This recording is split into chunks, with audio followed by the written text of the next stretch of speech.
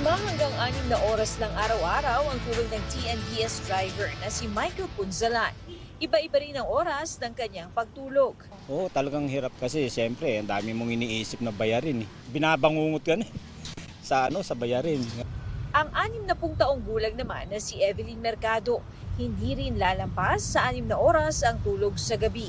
Putol-putol. Hindi na ako nakakatulog maigi. Lalo na pag masakit yung mga mga paa ko, kamay ko. Hirap na hirap talaga ako makatulog.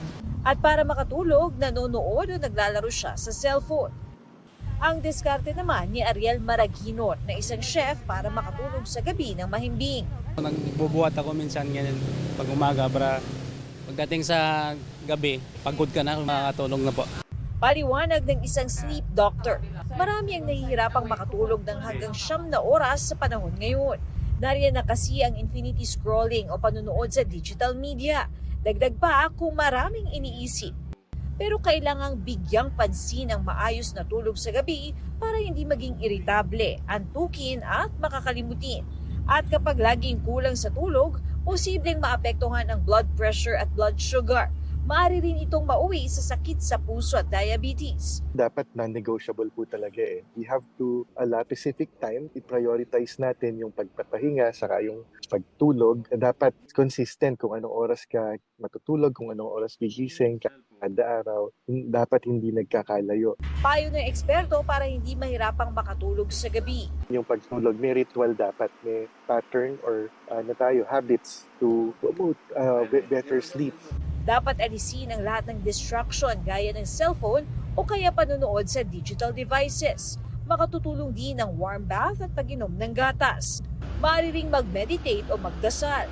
Kung marami naman daw pinaghahanda ang gagawin kinabukasan, maaaring isulat ito sa journal para mapanatag ang kaisipan. Iwasan din ang anumang pagkain na may caffeine, paninigarilyo at pag-inom ng alak.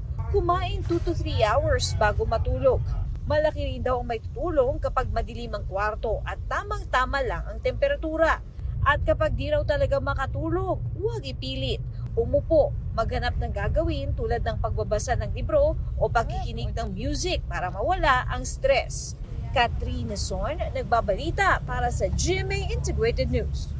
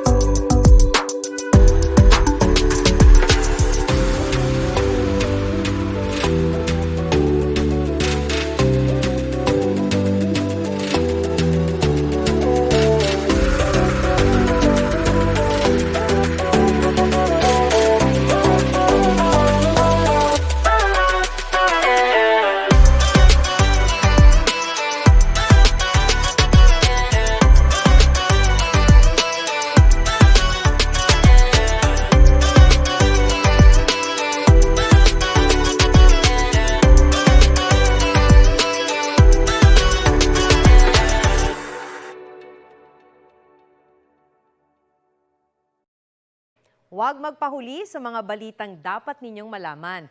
Mag-subscribe sa GMA Integrated News sa YouTube. Sa mga kapuso abroad, subaybayan nyo kami sa GMA Pinoy TV at sa www.gmanews.tv.